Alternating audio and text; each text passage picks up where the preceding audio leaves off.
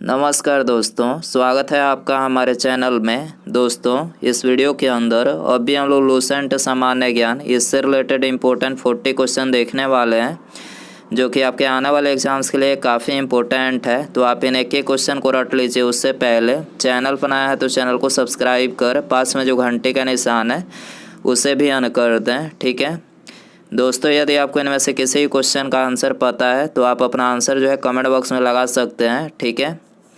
तो देखिए यहाँ पर हमारा पहला क्वेश्चन है, संविधान की प्रस्तावना में भारत को निम्नलिखित में से क्या कहा गया है। तो देखिए संविधान की प्रस्तावना में भारत को ये संप्रभुता, समाजवादी, धर्मनिरपेक्ष और लोकतांत्रिक गणराज्य जो है बोला गया है, ठीक है। आंसर हो जाएगा ऑप्शन ए। इसके अलावा भारतीय संविधान की आत्मा या फिर कुंजी किसे बोला जाता है, तो ये बोला जाता है प्रस्तावना को। और भारतीय संविधान के निर्माताओं ने सबसे विशेष जोर किस पर दिया था, तो ये दिया था प्रस्तावना पर है, ठीक है। आपको याद रखना है। क्वेश्चन नंबर 2 है, भारतीय संविधान के किस अनुच्छेद में प्रावधान है कि राज्य के मुख्यमंत्री की नियुक्ति राज्यपाल करेगा।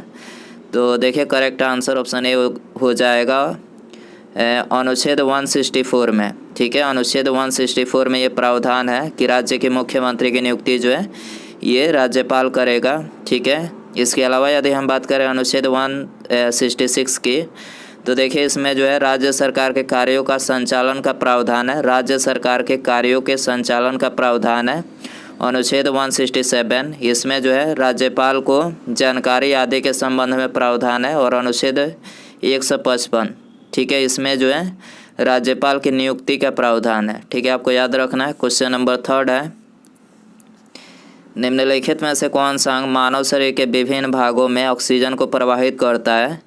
तो देखिए करेक्ट आंसर ऑप्शन ए हो जाएगा लाल रक्त कोशिकाएं, ठीक है। लाल रक्त कोशिकाएं जो होता है ये शरीर के विभिन्न भागों में ऑक्सीजन को प्रवाहित करता है।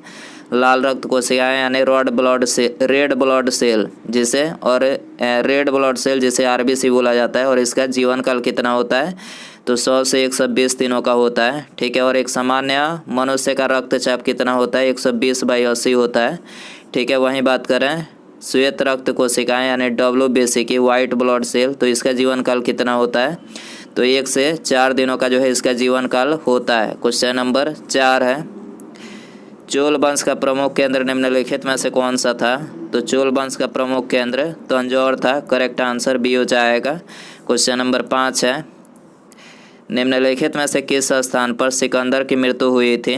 तो देखिए सिकंदर की जो मृत्यु हुई थी तो ये 323 ईसा पूर्व में 33 वर्ष की अवस्था में जो है बेबीलोन में हुई थी। आपको याद रखना है। करेक्ट आंसर सी हो जाएगा। क्वेश्चन नंबर 6 है, अशोक के 14 शिलालेखों में सर्वाधिक महत्व देने वाला शिलालेख निम्नलिखित में से कौन सा है। तो देखिए सर्वाधिक महत्व देने वाला जो शिलालेख है वो है अशोक का 13वां शिलालेख, जिसमें कलिंग युद्ध के मतलब इसका वर्णन किया गया है। आंसर हो जाएगा ऑप्शन डी। क्वेश्चन नंबर 7 है, कैबिनेट शब्द का उल्लेख संविधान के निम्नलिखित अनुच्छेदों में से किस में किया गया है। देखिए कैबिनेट यानी मंत्रिमंडल, ठीक है। मंत्रिमंडल शब्द का उल्लेख जो है किस अनुच्छेद में किया गया है, तो ये किया गया अनुच्छेद 352 में, ठीक है। आपको याद रखना है। करेक्ट आंसर सी हो जाएगा। क्वेश्चन नंबर 8 है, कुतुब मीनार का निर्माण किसके कार्यकाल में पूरा हुआ था। तो देखिए कुतुब मीनार का जो कार्य कार्य जो था वो किसके कार्यकाल में पूरा हुआ था, इल्तुतमिश के कार्यकाल में, ठीक है। और इसकी नींव किसने रखी थी, कुतुब मीनार की नींव किसने रखी थी, तो ये कुतुबुद्दीन ऐबक ने रखी थी, ठीक है। लेकिन इनकी मृत्यु के पश्चात जो है इस कार्य को पूर्ण किसने करवाया, इल्तुतमिश ने करवाया था, ठीक है। और कुतुब मीनार के अलावे मतलब कुतुब मीनार की बात करें तो कुतुब मीनार में कुल सीढ़ियों की जो संख्या है वो 375 है। ये भी क्वेश्चन पूछा जाता है। और कुतुब मीनार अभी वर्तमान में कहाँ स्थित है, तो दिल्ली के महरौली में स्थित है। कहाँ पर है, दिल्ली के महरौली में। आपको याद रखना है।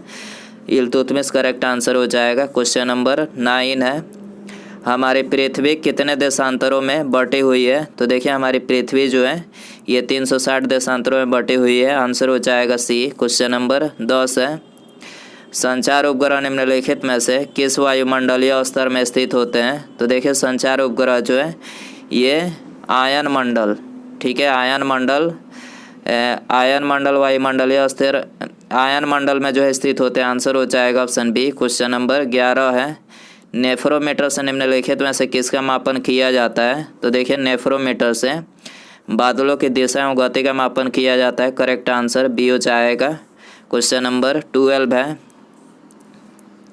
गेहूं की खेती निम्नलिखित में से किस मिट्टी से संबंधित है? तो देखिए गेहूं की खेती जो है ये चरनोजम मिट्टी से संबंधित है। ठीक है, गेहूं की खेती किस मिट्टी से संबंधित है? चरनोजम मिट्टी से संबंधित है। करेक्ट आंसर ऑप्शन ए हो जाएगा। क्वेश्चन नंबर 13 है, धरातल के जिस स्थान पर सर्वप्रथम भूकंप का अनुभव किया जाता है उसे निम्नलिखित में से क्या कहा जाता है?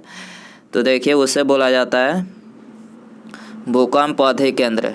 ठीक है, धरातल के जिस स्थान पर सर्वप्रथम भूकंप का अनुभव किया जाता है उसे क्या कहा जाता है? भूकंप अधिकेंद्र कहा जाता है। करेक्ट आंसर सी हो जाएगा। क्वेश्चन नंबर 14 है, निम्नलिखित में से कौन सा एक सुमेलित नहीं है? तो देखिए आपको इन चारों में बताना है कि इनमें से कौन सा जो है मतलब एक सुमेलित नहीं है। पहला ही जो है सुमेलित नहीं है, कथक जो ये कर्नाटक का नृत्य नहीं है। ये कहाँ का नृत्य है? तो देखिए कथक उत्तर भारत का नृत्य है। ठीक है, उत्तर भारत का नृत्य है, आपको याद रखना है। बाकी तीनों करेक्ट है। कथकली केरल का है, कुचिपुड़ी आंध्र प्रदेश का है और ओडिसी जो है उड़ीसा का है। ठीक है, आपको याद रखना है। क्वेश्चन नंबर 15 है, राष्ट्रीय ध्वज को आधिकारिक रूप से कब मान्यता मिली? तो आधिकारिक रूप से 22 जुलाई 1947 को मान्यता मिली।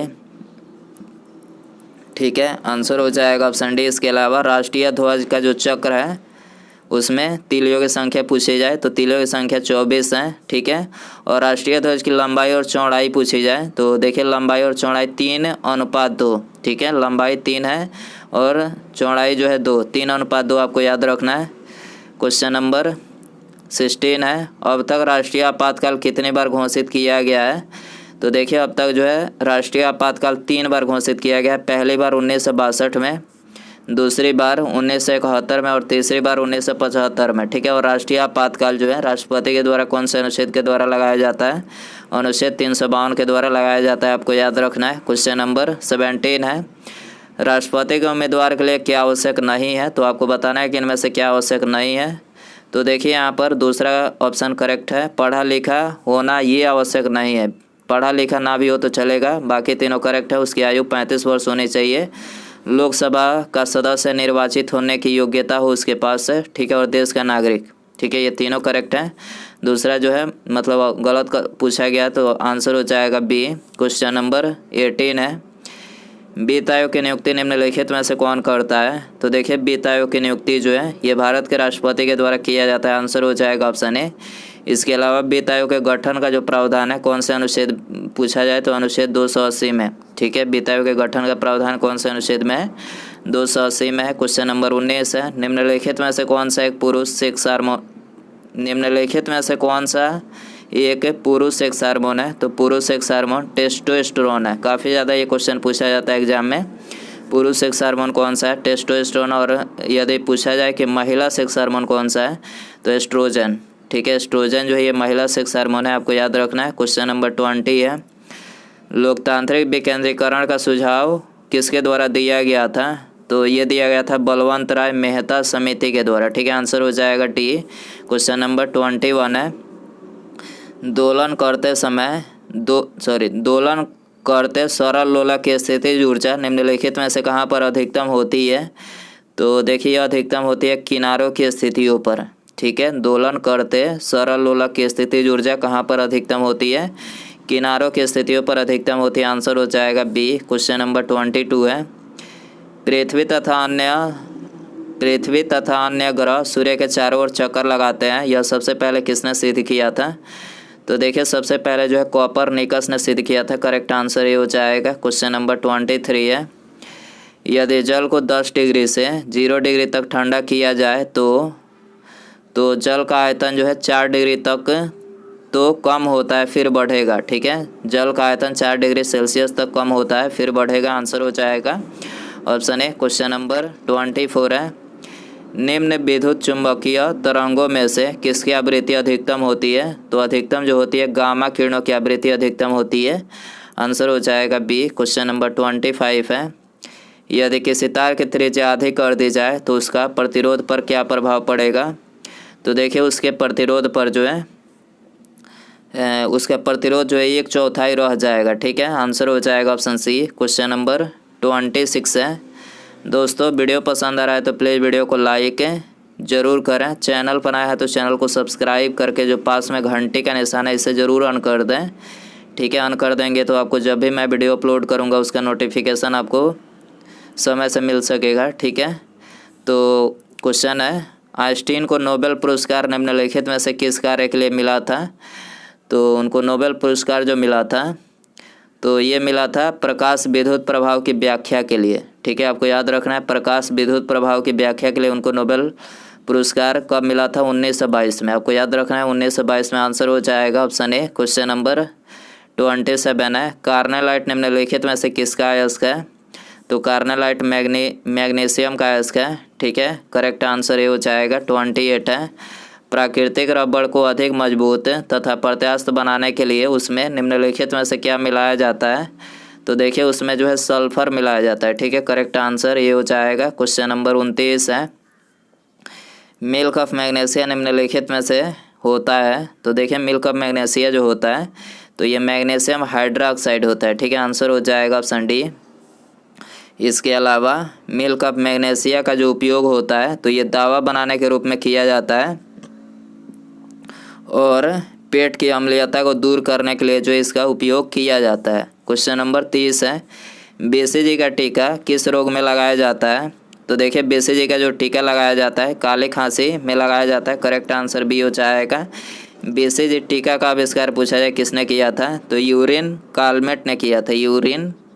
यूरिन कालमेट आपको याद रखना है। क्वेश्चन नंबर 31 है। मियादी बुखार यानी टाइफाइड में शरीर का मुख्य रूप से कौन सा अंग प्रभावित होता है।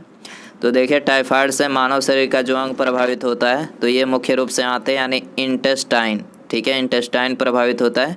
करेक्ट आंसर डी हो जाएगा। क्वेश्चन नंबर 32 है। निम्नलिखित में से किस विटामिन को हार्मोन भी कहा जाता है। तो हार्मोन विटामिन डी को बोला जाता है। आंसर हो जाएगा डी। क्वेश्चन नंबर 33 है। निम्नलिखित में से किन पहाड़ियों पर उष्णकटिबंधीय सदाबहार वन पाए जाते हैं। तो करेक्ट आंसर ऑप्शन ए हो जाएगा नीलगिरी पहाड़ियों पर। ठीक है, नीलगिरी पहाड़ियों पर जो उष्णकटिबंधीय सदाबहार वन पाए जाते हैं। क्वेश्चन नंबर 34 है। एंटीबॉडीज का निर्माण निम्नलिखित में से किसके द्वारा होता है। तो ये होता है लिम्फोसाइट के द्वारा। करेक्ट आंसर ये हो जाएगा। क्वेश्चन नंबर 35 है। दृष्टिपटल यानी रेटिना पर जो चित्र बनता है तो वह वस्तु से छोटा होता है तथा वह उल्टा। ठीक है, वह वस्तु से छोटा होता है तथा उल्टा।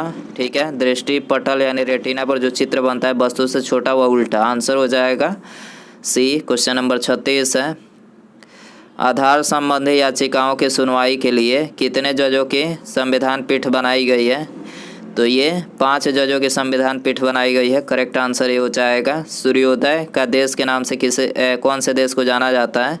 तो सर्वोदय के देश के नाम से जो है ये जाना जाता है जापान को। ठीक है, करेक्ट आंसर बी हो जाएगा। क्वेश्चन नंबर 38 है। एक सामान्य व्यक्ति के 100 मिलीलीटर रक्त में रक्त कोलेस्ट्रॉल का स्तर निम्नलिखित में से किसके बीच होता है।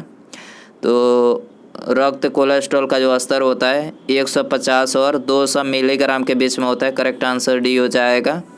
क्वेश्चन नंबर 39 है। निम्नलिखित में से किस राज्य को अत्यधिक कुपोषण के कारण भारत का इथोपिया कहा जाता है। निम्नलिखित में से किस राज्य को अत्यधिक कुपोषण के कारण भारत का इथोपिया कहा जाता है। तो देखिए ये बोला जाता है मध्य प्रदेश राज्य को। करेक्ट आंसर बी हो जाएगा। क्वेश्चन नंबर 40 है। वह नदी कौन सी है जो पश्चिम में अरब सागर की ओर नहीं बहती है। तो कौन सी नदी है, कावेरी। ठीक है, कावेरी नदी जो है पश्चिम में अरब सागर की ओर नहीं बहती। आंसर हो जाएगा डी। उसके बाद यहाँ पर हमारा अगला क्वेश्चन है। पार्ले जी किस देश की कंपनी है। पार्ले जी जो बिस्किट बनाती है तो ये कौन से देश की कंपनी है। तो ये है भारत देश की कंपनी। आंसर हो जाएगा ऑप्शन ए। तो दोस्तों ये था लूसेंट सामान्य ज्ञान, इससे related important 40 question. I hope कि वीडियो पसंद आया रहेगा। पसंद आए तो वीडियो को लाइक चैनल पर आया है तो चैनल को सब्सक्राइब करके बेल आइकन जो है पास में घंटी का निशान है उसे ज़रूर ऑन कर दें। ठीक है, मिलते हैं अगले वीडियो में। नमस्कार, जय हिंद, जय भारत।